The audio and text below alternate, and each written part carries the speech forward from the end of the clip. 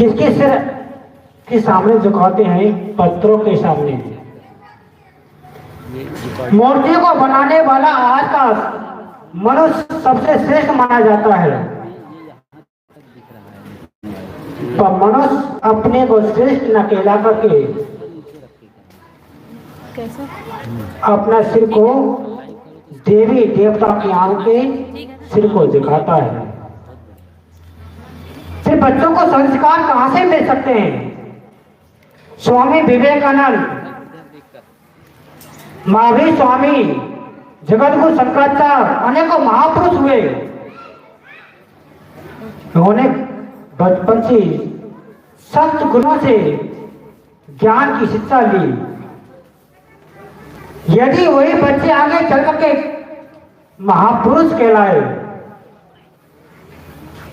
मिट्टी में पैदा होने वाला बच्चा आगे चल करके वही बच्चा महापुरुष कहलाता है।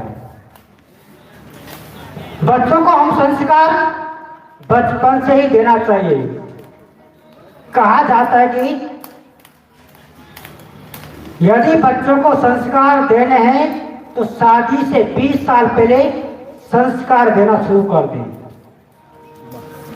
फिर आप कहेंगे शादी हुई नहीं, बच्चों को संस्कार कैसे दे सकते हैं?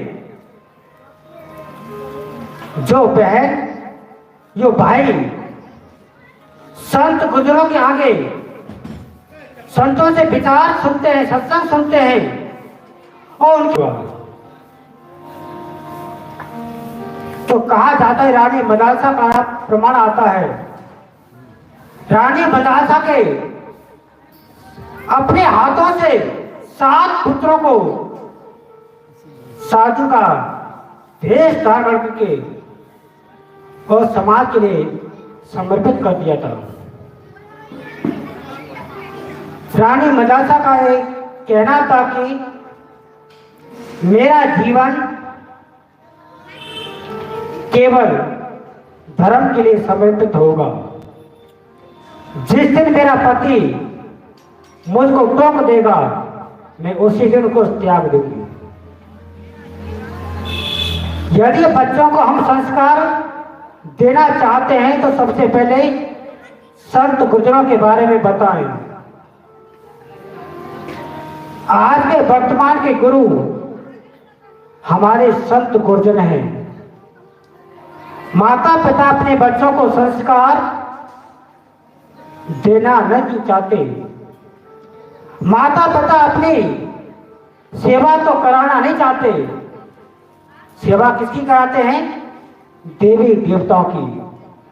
फिर कहें कि हमारे बच्चे हमारी सेवा नहीं करते। जब आपने बचपन से ही पत्थरों के सामने सिर झुकाना सिखाया है तो आपके सिर को कैसे झुका सकते हैं? आपके सिर को झुकाने के लिए आपको पहले से ही अपने बच्चों ही भगवान नहीं, भगवान कोई अलग से पैदा नहीं हुआ, कोई खुदा अलग से पैदा नहीं हुआ, कोई ईश्वर कोई अलग से पैदा नहीं हुआ, कोई पैगंबर कोई अलग से पैदा नहीं हुआ। आज किसी के काम जो आए उसे इंसान कहते हैं, पराया दर्द अपनाए उसे भगवान कहते हैं। भगवान बनना है ना कि भगवान को पूजना है। हम अनादिकाल से भगवान को पूजते हुए आ रहे हैं, पर भगवान बनने की हमने कोशिश नहीं की। जब तक हम भगवान बनने की कोशिश नहीं करेंगे,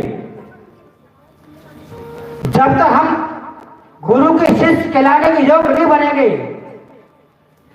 तब तक आप अच्छे गुरु नहीं बन सकते, अच्छे विद्यार्थी नहीं बन सकते, और माता पिता के लिए हम अच्छे श्रवण कुमार नहीं बन सकते। आज देखा जाता है भारतवर्ष में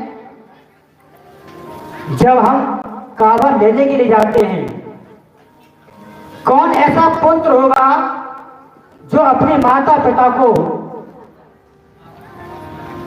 गंगा स्नान कराए? कोई नहीं करा सकता। कहाँ जाते हैं?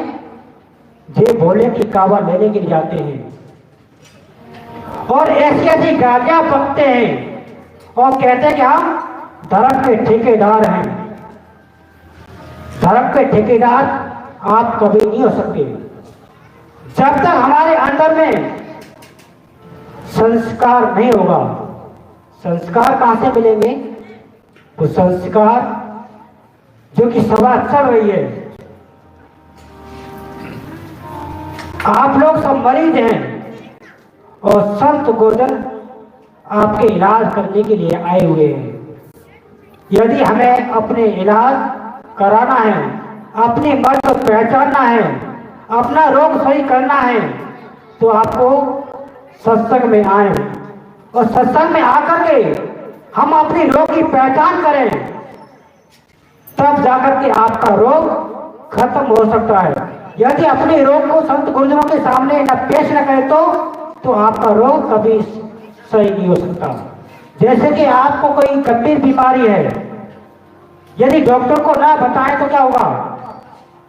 आपकी मौत भी हो सकती है, क्योंकि आपने उस मर्ज को छिपाया है। इसी प्रकार से हमने संत गुरुजनों के सामने अपनी शंकाओं का समाधान किया नहीं तो आप एक इंसान नहीं बन सकते। इंसान का चोला तो पहन लिया है, आप दिखाई तो देते मनुष्य हैं, पर मनुष्य कहलाने के योग्य नहीं है। मनुष्य वही है जो कि मनुष्य जैसा कार्य करता हो।